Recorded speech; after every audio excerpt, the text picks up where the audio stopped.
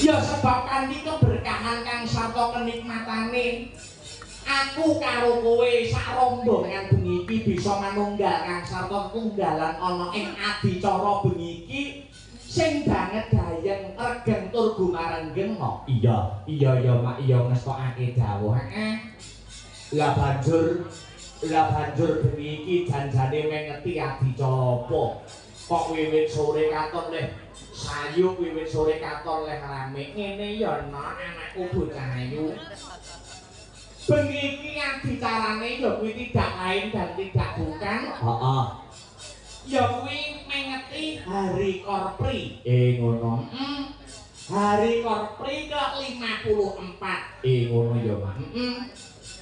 Senadyan Hari Korpri kuwi janjane ana ing sasi Desember, nanging iki menyongsong. Ngono ya, Mak. Mergo bengi iki adicarane ora mung Hari Korpri wae kok, Juk. Ngono. Lah banjur adicarane sakliyane Hari Korpri apa wae, Mak. Iki ya kuwi salah satu event unggulan. Ngono. Ya kuwi selain Hari Korpri bengi iki uga masih dalam rangkaian benang merah Mojo Festival. Mojo Festival. Lan uga bengi iki uga mengeti adicara Hari Wayang Nasional utawa Hari Wayang Dunia. Ngono ya, Pak. Bulan November bulannya wayang. Pancen bener kaya mangkono. Iya. Mula aku karo Biyung wis sak trepe wis sak pantese lapun ngaturake panuwun ingkang tanpa pepindhan mengucapkan terima kasih yang sangat banyak ya Mak. Pancen bener kaya mangkono. Ngaturake panuwun ingkang tanpa upama. Kunjuk marang sapa wae. Ya kuwi marang pepundenku ya ibuku dhewe wali kota, Ibu Wali Kota. Ibu Wali Kota Mojokerto.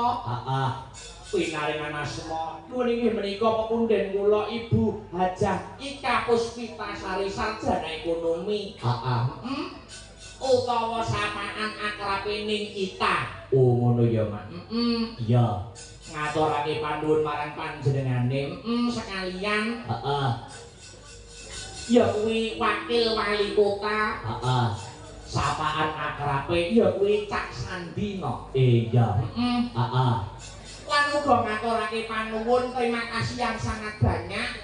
Ndak konjokake ya kuwi kanggo seluruh panitia. Kanggo panitia kabeh wae. Sing ora iso ndak sebutake siji mboko siji. Sing wis ikut andil ya kuwi atas perselenggarannya utawa lumadening adicara wayang kulit ana ing bengi iki no. Mangkono ya, Mak. Nggih. Alhamdulillah wa syukurillah aku karo Biyung iso njembarke serawung, jembarke tali silaturahmi, ngraketake rasa kaseduluran karo panjenengane ibune awake dhewe ning Itang. Kang sarta seluruh para warga masyarakat ing Laladan Mojokerto ya Mak. Pancen kaya mangkono Mak. Iki hitungane dadak. Hitungane dadak. Ora ana semulan anggone ning Ita paring dawuh marang awake dhewe lumantar panitia. Ngono ya Mak. Lumantar panjenengane pepundenku ya kuwi Mas Kukun Triyoga. Ngono. Awake dhewe iso marak sowan rene. Ngono. Janjane awake dhewe sowan ana ing Taman Bahari Majapahit bengi iki. Kuwi kandidate ana 3 dalang no. Telu dalang. Ana dalang 3 kandidate. Ning alhamdulillah. Saka tresnane nuwun inggih menika pepundenku Ibu Wali Kota, awake dhewe sing ketiban sampur kinen paring lelipur. Ana ing Taman Bahari Majapahit Mojokerto. Kabeh kuwi saka rasa welas asih, rasa tresnane lahir kang saka batin ning kita. Ya kuwi kanggo awake dhewe sak kanca Sanggar Seni Asta Bratamijil saka Kutha Angin Kadipaten Nganjuk. Iya ya Mak, iya ngestokake dawuh, ngaturake panuwun. Pancen wis terkenal undang kumandang ya kuwi kekundangane ibune awake dhewe Ibu Wali Kota Nengita heeh anggone wiwit periode pertama nganti tekan periode kedua iki ya kuwi kondang seneng memberikan hiburan kanggo para warga masyarakat kota Mojokerto ya mak pancen mangkono senengane Ibu Wali Kota iki paring dana rasa dana rasa dana kuwi weweh rasa wis ngarani heeh nyenengke rasane wong akeh heeh utamane rasane ya kuwi para kawula para bebrayan agung para warga masyarakat ana ing kota Mojokerto pancen kaya mangkono no heeh dadi iki termasuk bengi iki mengeti event unggulan Mojo Festival ana ora mung ya kuwi Mojo Festival wae kok Nduk ngono event unggulan kang mapan ana ing kota Mojokerto kuwi ana pirang-pirang mangkono ya Mak ya kuwi ana 7 Mojo 7 antara lain event unggulane ya kuwi siji Mojo Tirta ya kuwi unggul donga peringatan Hari Air Sedunia kuwi peringatane ana ing Hari Air Sedunia no ngono lah banjur event unggulan angka 2 ya kuwi Mojo Bangkit ngono kuwi acarane kirab budaya kuwi termasuk rangkaian peringatan HUT Kota Mojokerto ngono ana uga ya kuwi Mojo Shop Fiesta ana meneh angka 4 Mojo Batik ya kuwi pameran lan promosi hasil kerajinan batik khas asli saka kota Mojokerto kene ngono ya Mak sak banjure event unggulan ya kuwi ana Mojo Festival ngono sing kaya bengi iki sedang berlangsung kaya bengi iki adicarane ya kuwi wayangan gelar-gelir nggantung gong uga bersamaan karo Hari Korpri kang sarta Hari Wayang Nasional uga ana event unggulan Mojokerto selanjutnya angka 6 ya kuwi Mojo Rang kuwi uga termasuk rangkaian HUT Kota Mojokerto kok mangkono terus sak banjure ana Mojo Suro kuwi event unggulan kang pungkasan angka 7 ngono acarane ya kuwi jalan sehat Mojokerto nganti tekan Surabaya diperingati ana ing Hari Pahlawan Nasional kan bener kaya mangkono wah iya pancen ternyatane Ibu Wali Kota seneng karyen Tyasna ing sasama nyenengke wong akeh alhamdulillah wa syukurillah kebak berkah lan barokah kanggo warga masyarakat Kota Mojokerto ya Mak pancen bener kaya mangkono heeh bagune bengi iki awake dhewe ora iso ngaturke apa-apa sing baku mung ndedonga ndedonga ana ing adicara Hari Korpri ke-54 kang uga bertepatan pada Hari Wayang Nasional uga Hari Wayang Dunia kang sarta event unggulan salah satunya Mojo Festival kang kagelar bengi iki dongane biyung apa kanggo kota Mojokerto tercinta dongaku banyu mili muga-muga sak rampunge seluruh rangkaian acara Mojo Festival muga-muga kota Mojokerto dadi kutha sing baldatun thayyibatun walaupun gofur gemah ripah lojinawi karta tata turaharja murah sandang kelawan pangan cinaketok ing kamulyan tinebihna saka bencana alam sesuai dengan moto kota Mojokerto ya kuwi motone ning kita kang sarta Cak Sandi ya kuwi Spirit of Majapahit ngono Spirit of Majapahit ya kuwi masyarakat kuat kesejahteraan meningkat amin amin amin ya robbal alamin hasbunallah wa ni'mal wakil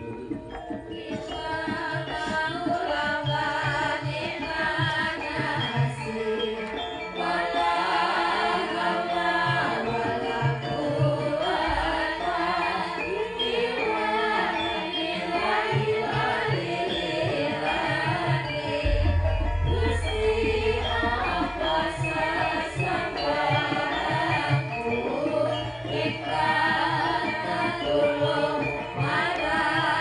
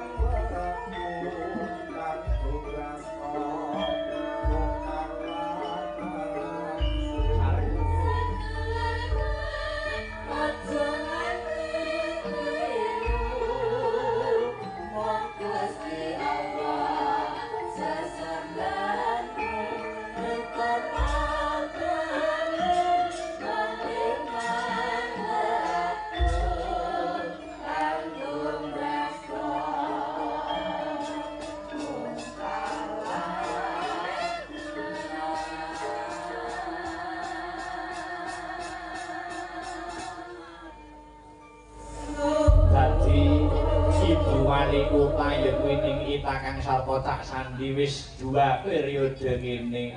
Wis 2 periode iki kok mangkono. Tegese ya kuwi isih pinaringan kapercayan. Pinaringan kapercayan kelawan para warga masyarakat ing laladan Kota Mojokerto ya mak. Pancen bener kaya mangkono. Visine wae wis cetha kok no. Oh ngono. Visine ana ing periode kedua iki apa? Ya kuwi terwujudnya Kota Mojokerto maju berdaya saing, berkarakter sejahtera dan berkelanjutan. Oh mangkono. Dadi pembangunan sing apik, pembangunan dalam sektor apa wae kuwi, pembangunan sing berkelanjutan yo mak. Ora kok lagi ibaratnya urung 100% wis diganti meneh. Iya ya mak, iya mangestokake dawuh. Iya. Lah banjur kuwi visine no. Lah banjur visine ning kita Kang Sarto Cak Sandi yen ora kleru, angka 1 ya kuwi peningkatan sumber daya manusia. Oh ngono ya mak. Banjur angka 2 apa?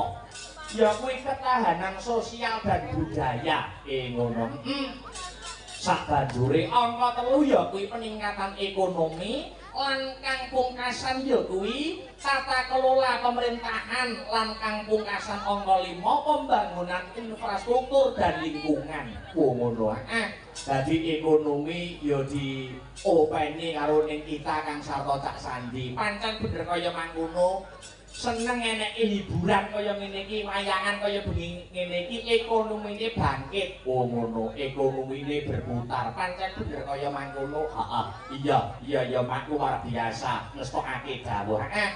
Apa maneh bengi iki uga disumbutke no? Heeh.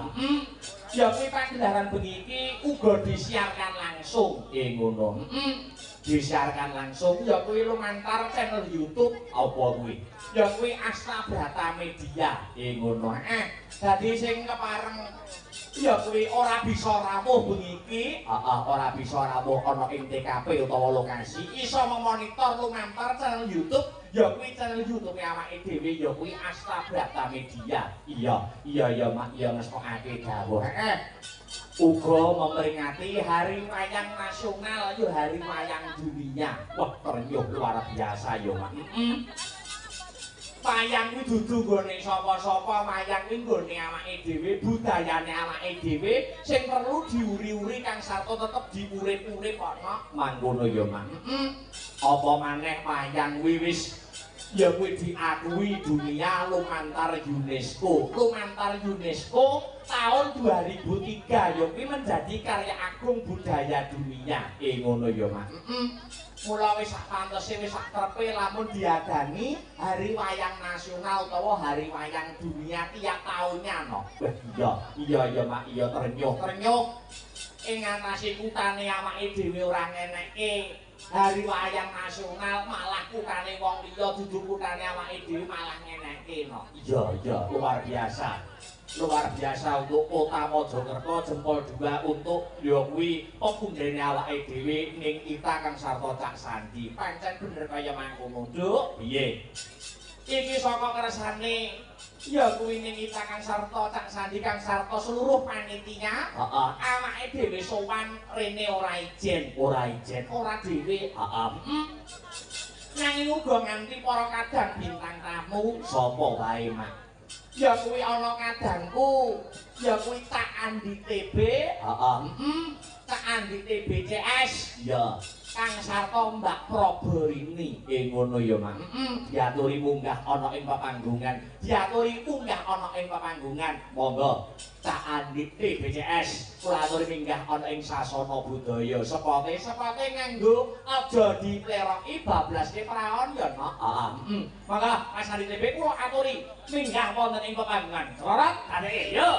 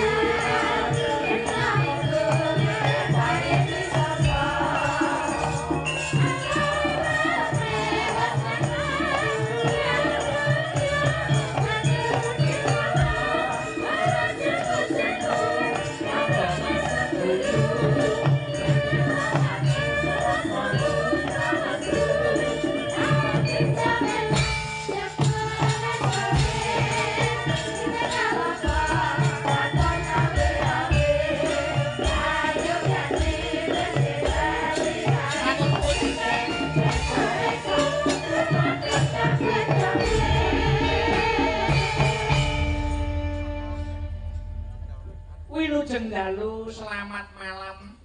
Cik, sugeng dalu. Alhamdulillah selamat malam. Menawi kalian Mas Andi TB kula sampun tepang, menawi kalian panjenengan mbok menawi nembe sepisan menika mila boten wonten klinta-klintunipun nderek tepang Angladi Wanu. Oh mekaten. Ada tetembungan mengatakan tak kenal maka tak sayang. Leres. Siapakah nama panjenengan, Mas? Menawi panjenengan dereng pirsa kalih kula tartamtu Bapak dereng mangertosi. Nggih. Nyuwun pangapunten, dereng cerita to Pak Mubarok. Oh, dereng. Iki cerita lama. Cerita lama. Kula sampun di DP 1 juta supados panggih kalih jenengan. Ngaten nggih. Lah wis to Mas rasa dibalik esuk ra ketemu. Lah kula niki sedulur kalih jenengan. Sedulur. Nggih, Senajan urung tahu ketemu ning sesama seniman ke rasane kaya sedulur. Nah, kula dulur asuh, kula diasuh saking Blorot nami kula Gandul. Saking Bloro. Nggih, dulur asuh kula dulure jenengan asuhe kalian Bapak Mubarok. Leres. Iki kalih jenengan nggih dulur to niki? Dulur napa niku? Dulur asuh. Dewe bapak seje mbok niku dulur asuh, dulure jenengan. Nggih. Asuh. Sik ngomong sak seragam, sak blangkon, sak jarik wis omongane ora penak, lagi pisan wis ngasok-ngasokke iki lho. Ben aku yo gelo, Pak. Geloke sebabe apa? Ditinggal kula niki, Pak. Ditinggal ki ngopo? Macet dalan genane dialihkan ora ngomong-ngomong ngenteni sak jam kula niki, Pak. Macet iki wau, Mas. Nggih, macet, Pak. Jare-jare Mas Akbar. Piye Mas? Kowe kok penyek karo aku, kowe ku mbok eling. Iki awakmu magang. Bengi awakmu magang. Nek apik ya tak terusno, nek elek ya cukup semene wae. Iya. Mulane lambemu ditata mati uripmu ning aku. Iya. Patrih anu usum bintang tamu pecah. Iya. Kok macam-macam. Kose to. Lah aku kok mondo magang, berarti dalam pemikiran kamu kan mindsetku mau golek duit. Tidak, Mas. Aku di sini tidak mencari uang, nyon sewu nggih macange buliku. Kados pundi Mas? Apa artinya uang kalau kita tidak pegang? Gayamu tanggunganmu bang mekar bingung.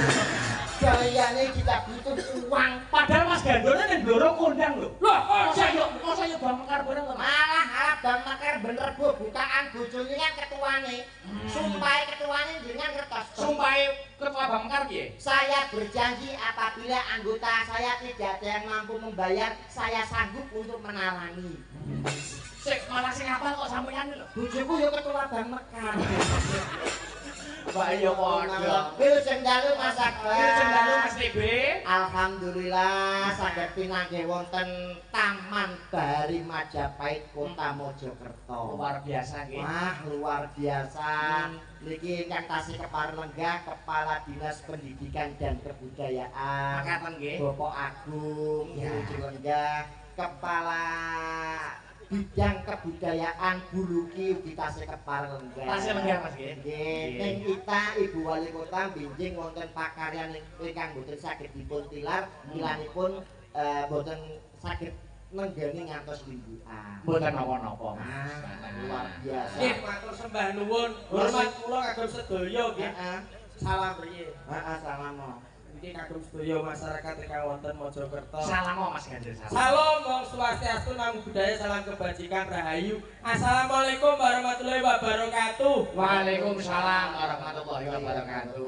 Kula teng mriki mung tak toto-toto saking omah enten pantun kagem masyarakat Kota Mojokerto. Silahkan berpantun Mas. Naik kereta sampai Pati. Cakep. Kota Mojokerto banyak rezeki. Amin. Oh, nanti wis tak siapke, Pak. Satu kali lagi dong. Naik kereta sampai Cepu. Cakep. Semoga Kota Mojokerto saya maju. Amin. Jenengan saged boten? Yo iso no. Macange buli, Bu. Ada pantun? Siap. Naik keretane kelinci. Tuh, Saged. Warga Mojokerto banyak rezeki. Amin. Kok padha? Padha ora apa ning Saya akeh. Oh iya. Klincine ning Pati. Ayo. Kowe duwe. Duwe apa ora? Teko dhisik sing mau apali apa? Ayo. Enggak apali yo BC. Sik. Aku ora ngerti lho. Aku ki wong neko, aku ki wong Nganjuk. Nganjuk lo loro. Kok BC kok ngomong do guyu BC nggon apa Mas? Aku iki terangno kuwi nggon apa tempat wisata apa-apa ora aku terangno. Wisata religi. Apa iki berarti Senenganku lho, nyuwun sewu lho. Mas Gandul, Nggih, kula nggih. iki nak keluarga kiai. leres saestu Bapak jenengan? kiai simbah kiai kabeh kiai ngaturkan guru. Wah, najan to jenengan tenggene seni budaya tapi agama ora keri. Lho, Saestu. nek wisata religi lu pun pakulinan kula. Nggih. Kados pundi wisata religi napa makam, napa petilasan? Anu niku semacam tempat untuk Ziarah, ziarah. menambah iman dan takwa. Imun nambah ora imun? Imun ya nambah. Imun nggih nambah. Pun to, kayak jenengan iki. Guyune kok beda ketoke to. Mas? Pasti tempat wisata religi yo diguyu lho, gumun. Selain tempat wisata teng mriki uga termasuk anu Pak, hiburan. Hiburan itu menyediakan berbagai macam panganan termasuk panganan manuk. Itu. UMKM berjalan Berjalan di BC. Ah, Sejene buat mengingat para leluhur, ning kono ya dodolan pakan manuk. kroto. Roto, Heeh. yo laris. Paris, Sing adol ya api-api. api-api kali delok sosone paling jam 12 ku sik sweet. Tau rono. Tahu di sweet. Artine iku swidak Mas, swidak. Krotone kuwi. Kuwi kroto tapi nek wis parek nek wis mancing subuh ngaten iki ponsel. Dodolan HP. Ora, Ponsel. pun selangkung mawon. Ponsele pun selangkung mawon ya. Nggih mboten Kota Mojokerto itu tidak ada yang namanya Kota Mojokerto di bawah kepemimpinan Ibu Wali Kota Ning Ita dan juga Cak Sandi. Kota Mojokerto bersih dari yang namanya komplek prostitusi dan juga lokalisasi. Lah, Sebabnya apa Mas? Sebabnya kuwi apa pekat penyakit masyarakat ngono piye? Mboten mergo sakniki zamane online. Pak Iro ki nek wis di Mboten wah hebat luar biasa. Pantunmu apa Mas? Loh, pantunku naik kereta sampai ke Pati. Wong Mojokerto kata rezeki. Loh, naik kereta kecemplung sumur. Wong Mojokerto panjang umur. Naik kereta rupane ireng. apa kuwi? Apa? Cawecek sak Kota Mojokerto muga-muga meten baru. Saru iki lho. Lho sing saru iku aku malah nyalahno awakmu karo nyuwun sewu Mas Akbar. Loh, kok iso? Kok tas iki elek lho. Lho bar bahas BC, saiki meteng bareng. Lho ngomong sing apik. Kula niku nyemoni panjenengan mboten krasa. Ngenyek-ngenyek. Lah kok nyebut BC kok iso nyemoni aku? Nyemoni Nyebut aku. meteng kok nyebutnya aku kuwi lho. Pelecehan kowe. Kowe mau ndongakno gawe Pantun.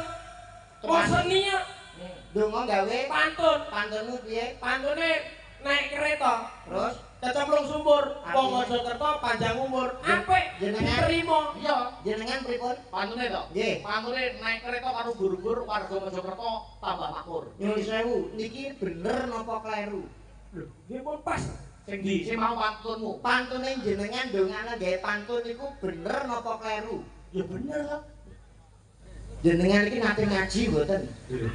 Hubungane kuwi to pantun kok karo ngaji berarti lho. Ndongakno kok gawe pantun niku kiai ndi sing ngajari? Apa eneng alim ulama para ustaz ngomong kowe nek ndongakno gawe pantun? Eneng ora? Nek jenengan ndongakno gawe pantun, malaikat nyatete bingung. Sinten? Yo jajal saiki ndonga gawe pantun. Imam mimpin salat teng masjid apa mboten bingung? Lho kok iso bingung? Umpama ndonga gawe pantun, wayahe salat Allahu Akbar. Budal sekolah mangan es krim, bismillahirrahmanirrahim. Main jadi tengah alas kul a'udzu biro binas. Iki salat bare jam piro? Nek kabeh dipantuni ngono kuwi. Lah, donga niku sewajarnya mawon, bloko suto, penonton paham, malaikat ora bingung. Tapi kan ini dibingkai oleh seni dan budaya. Nah, bener. Tidak ada salahnya jika kita mau yaitu membingkai doa dengan pantun. Jenengan iki kok ngeyel to, jenengan kok nyepelekne kula to. Iki main teng Kota Mojokerto. Mojokerto lho, ki akeh santri lho kene iki. Akeh santri tur iki penuh dengan peninggalan budaya. Sejarah. Spirit of Majapahit. Bener. Kenapa tuh Mojokerto itu plat nomornya S? Penyebabnya kok plat Mojokerto kok S itu apa, Mas? Karena di sini tuh kondang dengan sejarah. Berdirinya Nusantara tidak lepas dari Mojokerto. Mojopahit. Nah, mulane plat nomornya S karena ini sejarah. Berarti ana liyane Mas Gandul plat nomor liyane. Dewe daerah ki plate dewe. Sesuai dengan sejarahnya. Plat nomor aja nggih patokan lho. Ora padaan piye?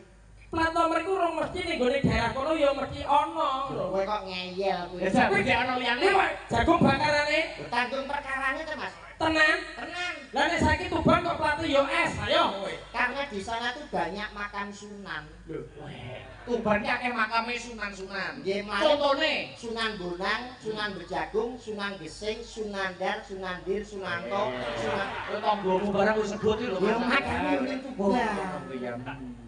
Ngono lho. Ngel Surabaya Mangetan kok L. Ayo. Kan cedhak laut. Oh iya iya. Tanjung Perak tepi laut. Ya pasti tak boleh ikut. Melayu Kulon Solo kok Ade. Akeh dalang. Kok iya iya. Jakarta. Ngapa? B. Lah iki, ayo. Kan sering banjir. Macet banjir itu masalah utama di Jakarta. Ya terus apa? Masuk.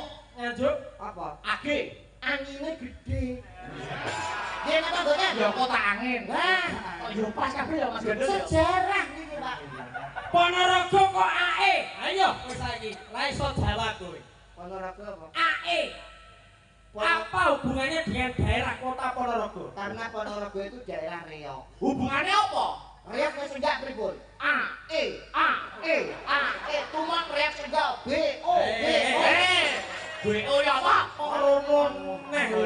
Ada hubungannya. Hubungan tapi mau parane ning gone nggon pekat tok. Kalau pekaton. Paling ora iki awak dhewe dagelan sebagai tontonan kudu iso dadi tuntunan. Betul, apa meneh iki dalam rangkaian apa, Mas? Loh, dalam rangkanya banyak.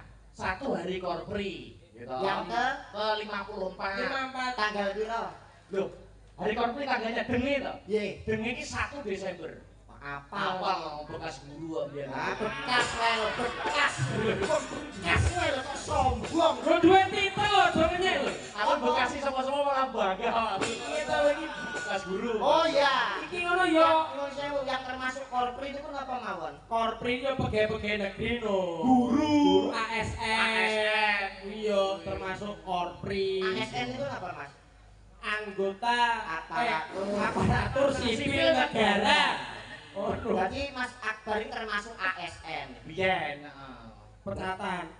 Biyen. Metu. Boten nanti hubungannya kali guru. Lho, Jenengan niku ASN. Aku dalangnya masa ASN. Nggih. Dalangnya termasuk ASN. ASN itu Akbar Sahalam Nganjuk.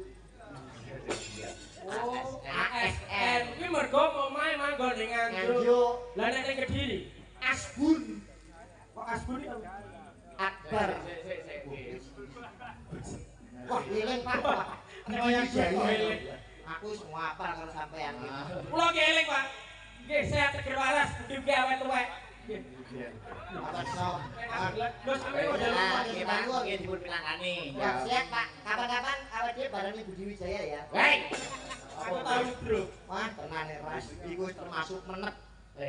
Soalnya sudah meninggalkan dunia hitam. Kok iso? Rambutnya kan wis putih. Termasuk manusia metrik. Kok kamu piye mau, Pak? Saya tak ASN. Mang ASN kan kok Akbar Sahalam Nganjuk. Lah nek tugasnya ning Kediri. Omahe Kediri. Hah. Asbun. Asbunnya apa? Akbar Salam Bucin. Oh, sambucin. Lah ini aku ada ning Kediri arep golek apa? Wong karo kae ya ora dadi. Punya wae. Ya pengalaman Mas, hidup itu penuh pengalaman. Hmm. Masa lalu itu dijadikan pelajaran, kita songsong masa depan yang lebih cerah. Betul. Awake dhewe ku mesti ngobrak jodoh, rezeki, pati lan nomor. Orang Nomor aja ketok-ketok. BTB. nomor barang lho. Lagi macam niku sing ngerti Gusti Allah. Iya. Orang entuk Kediri apa banyak sekali wanita yang mau menjadi istri Anda. Leres Pak, mergo jenengan piyantunipun bagus. Gila, rumono. Dasare apa-apa duwe, kepinteran, kabisan, kekayaan, aja kaya TB. Kok iso kaya TB? Lah duwene bojo pas marat-marate ngantek saiki bojone ora kopet. Wah, Ngono kuwi ya ora tanggung jawab sebagai suami. Mungkin nek kowe dhewe kaya mbok ditukokno perawatan kaya sinden-sinden saiki. Ngenyek karo bojoku. Sinden mbok prasker lapo bojomu tukokno skincare. Skincare kan untuk perawatan rambut. Lah tapi sinden kan mbok prasker. Nyuwun sewu bojo kula niku. Kok rambut iki? Skincare ya kan Mas. Tak balik bareng kok yo ora ero. Skincare kuwi gawe awak. Aku mare ora tau open karo bojoku. Sik to. Bojomu iki jane apa to? Kuwi nyuwun sewu bojo kula niku kalih ning kita ku hampir sepantaran. Bojo panjenengan kali Ibu Wali Kota ning kita seleting. Sreting nyuwun sewu elek-elek bojo kula niku titele ya dhuwur. Napa Mas Dewi? SPD MMD. Sarjana Pendidikan Magister Manajemen. Sing ngomong sapa? Lah SPD Sampeyan kok lancang ya lho SPD iki sarjana pendidikan. SPD iki nang ndi sarjana pendidikan kok aturan ngomong pusat. niku lak kanggone jenengan. Lah nek bojone bojomu SPD MMD niku sekolah pedodil mergo meteng dhisik. Dadi kula pacaran 2 wulan iki bojoku wis meteng 3 wulan. Nggih. ngono kok dibanggakne ning warga Mojokerto lho Mas Gandul. Ora bangga pripun? Lho, ya kuwi termasuk ora prestasi ngono kuwi. Ora prestasi piye nyuwun sewu jenengan rabi kali wong wedok nek duwe anak, gelo napa mboten? Lho gelo kuwi berarti fitrah wong urip duwe anak. Mulane dijajal dhisik sing kaya anak ora. Ning meteng iki barabi. Ya ora iso meteng dhisik terus lagi lahir, mosok lahir terus meteng. Mari meteng dhisik. Ya Mas iki metenge barabi. Nggih, solusine Mak, Nggih. iki didongakne kagem warga Mojokerto. Mojokerto. Kota Mojokerto iki mumpung manggone ning gone daerah-daerah yang bersejarah muga dijabahi. Amin. Muga sedaya pinaringan anak sing soleh solehah. Amin. Sing durung duwe anak muga enggal pinaringan putra putri yang mendapatkan yang lebih bahagia. Amin. Amin. Dongakno. Lah wong perkara gak duwe anak lho kok bingung. Lho, donga ku penting. Sowan ning gone nggon sejarah. Ziarah. Ziarah kuwi yo kena dijabak karo sing gawe urip. Betul. Nyuwun sewu nek kowe ndongakno muga-muga sing ra duwe anak dan duwe anak. Ora usah bingung takon aku. Resep nek wis rabi 5 tahun 10 tahun kok ora duwe momongan tangklet kula. Upamane rabi mantan lawas kok ora ndang diparingi putra. Kuwi enek resepe. Ada 2 cara, Mas. Cara pertama Lewat medis, cara kedua, lewat alternatif. cara medis bagaimana prakteknya? Medis itu periksa ke dokter kandungan, dokter spesialis yang mempunyai titel SPOG. Apa kuwi? Spesialis ogo-ogo. Aku ora ngerti lah coba takon SPOG iki apa. Apa iki lho? Dokter kandungan. Dokter kandungan. Nanti diberikan penguat janin juga penguat kandungan, insya Allah bibitnya itu bisa melekat sehingga bisa segera bobo. Cara pertama itu konsultasi dengan cara medis. Iya. Terus cara kedua, Alternatif piye kuwi? alternatif itu diurut. Pijet. Diurut atau dipijet Lah maksudnya diurut iki piye? arep meteng kok dipijet dirasa meteng. Ya pijet sih. Oh, Upamane sing nang sapa? Upamane niki jenenge sinten iki? Anu, sapa kuwi? Yovika. Yovika niki cara rabi 5 tahun 10 tahun kok ora duwe anak akhirnya lewat jalan alternatif. Diurut. Maksudnya diurut. Diurut itu artinya malam pertama kali bojone dikne, malam kedua kali kula, ketiga niki, keempat dengan terakhir Pak Agung. Mesti anak. Coba Agung barang lho. Iki ora kena digetonto babar. Kalau diurut dipijet karo mangsaku. Kowe kang lenggan iku piantun-piantun aku berpendidikan. Mas yang hebat satu Mas. Apa itu? Saya salut dengan Kota Mojokerto. Salutnya Mas. Di tahun 2025 itu banyak kabupaten atau kota madya itu yang jarang menggelar acara pagelaran wayang kulit karena ada efisiensi anggaran. Tapi Kota Mojokerto dengan spirit of Mojopahit tetap melestarikan budaya Nusantara. Insya Allah Kota Mojokerto jaya selamanya. Amin. Semua itu tergantung dari kepemimpinannya. Betul. Karena dadi pemimpin iki ora gampang. Terus Ibu Wali Kota najato sampun kundur tapi mikirkan untuk masyarakat banyak. Betul. Di Sawang wargane kok wis seneng ditinggal mantu mergo sesuk jen ayan. Tan bedane pagelaran bengi. Betul. Wah gila. Penjenengane Ki Akbar iku pemimpin pada malam hari ini. Dadi nek kowe jangan sewena-wena sama Mas Akbar. Ojo dak sio ngomong sak omong ojo nyepele. Iki mergo pimpinan abot to dadi Dalang kuwi tanggung jawabe abot. abot. Dalang niku enteng napa abot? Lho, abot tanggung jawabe To iki kok iso ngene to. dalang kuwi tanggung jawabe abot. Dalang niku enteng. Ya berharap nyawer iki. Nggih. Nggih. Oh Pak Pras. Oh nggih, nggih. Dalang kuwi tanggung jawabe abot. Sing ngomong abot. Lho, yo kabeh ngakoni no.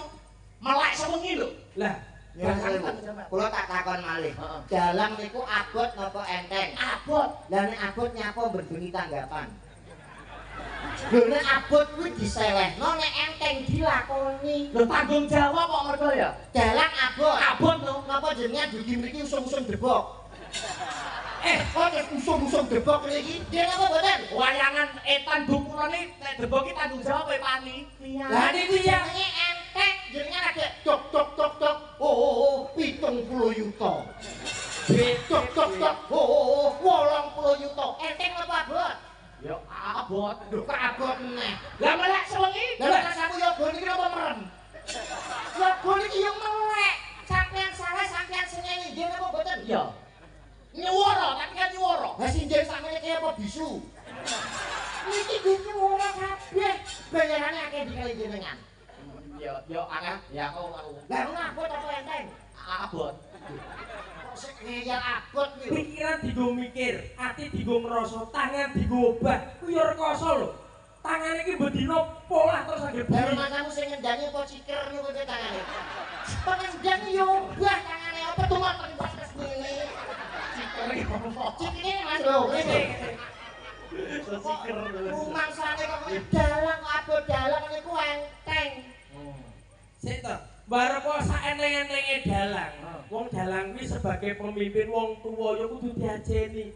Kepinteran ku ndro to. Sawan to Mas Akbar. Napa? Kepinterannya Mas Akbar ku mergo sok nek iki dituwakne ning rombongan. Nek ngene Astabrata dituwakne apa wae anggere tuwa iki mesti pinter ya Mas Akbar iki terpilih. Mergo entuk ilmu turun saka Pak Mubarok. Ambak aneh sing luwih tuwa